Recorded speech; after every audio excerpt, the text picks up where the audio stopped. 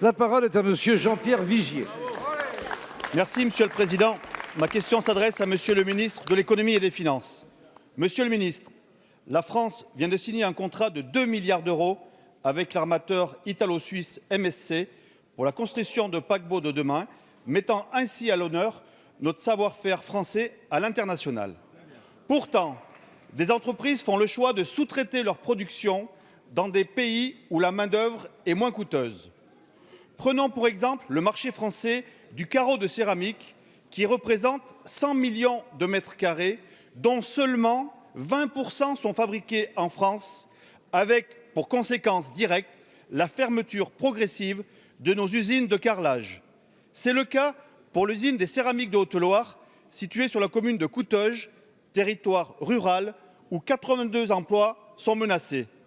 Pourtant, nous parlons d'une entreprise dont la qualité et le savoir-faire sont reconnus au-delà de nos frontières. Alors que l'usine a été reprise début 2017 par le groupe Coramic, elle est aujourd'hui placée en redressement judiciaire avec pour conséquence, si l'on ne trouve pas rapidement un repreneur, sa fermeture définitive. La mobilisation des acteurs locaux a permis de rentrer en contact avec des repreneurs potentiels. Le 29 janvier prochain, le tribunal de commerce de Lyon doit se prononcer sur la poursuite ou non de l'activité de l'usine et par conséquent du licenciement ou non des salariés.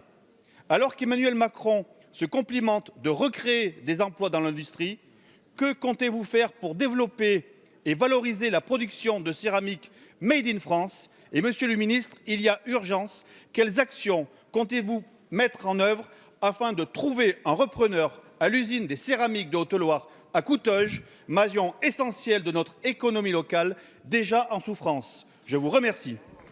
Merci, monsieur le député. La parole est à monsieur Cédric O, secrétaire d'État auprès du ministre de l'Économie et des Finances, chargé du numérique.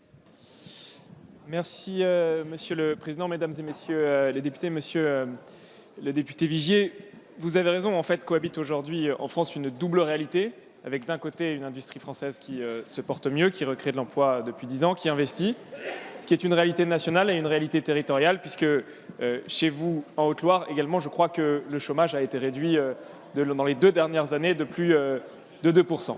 Et cette réalité, qui est une réalité vraie mais générale, cohabite avec des situations particulièrement difficiles, d'entreprises en particulier, de secteurs en particulier, qui, eux, connaissent des difficultés et qui nécessite une intervention résolue des pouvoirs publics et du gouvernement. S'agissant en particulier de la société céramique de Haute-Loire que vous évoquez et qui fait partie du groupe Coramic, qui possède plusieurs usines de carrelage en France, dont notamment une autre de carrelage à Forbach, également placée en redressement judiciaire. Comme vous le savez, cette entreprise est confrontée à une très vive concurrence, à une baisse continue de son activité et de ses marges, et fait donc face, depuis plusieurs années, à des difficultés récurrentes. Elle a d'ailleurs connu plusieurs sessions judiciaires dans les dernières années. Je veux vous assurer, monsieur le député, que les services de l'État sont mobilisés de longue date aux côtés de l'entreprise. Elle a déjà bénéficié de mesures d'activité partielle et de facilité de paiement de la part des créanciers publics. Et malgré cela, sa situation économique très difficile a amené le tribunal de commerce de Lyon à la placer sous sa protection le 4 décembre dernier. Dans ce cadre, comme vous le savez, un comité de suivi a été immédiatement mis en place par la sous-préfète de Brioude afin de coordonner les efforts de toutes les parties prenantes. Et Agnès Pannier a annoncé que nous suivions extrêmement attentivement le cas de cette entreprise. Je crois que l'urgence est il faut trouver un repreneur à cette entreprise. Cela doit concentrer tous nos efforts et je veux vous assurer que l'État sera présent pour accompagner cette reprise. Merci, monsieur le ministre.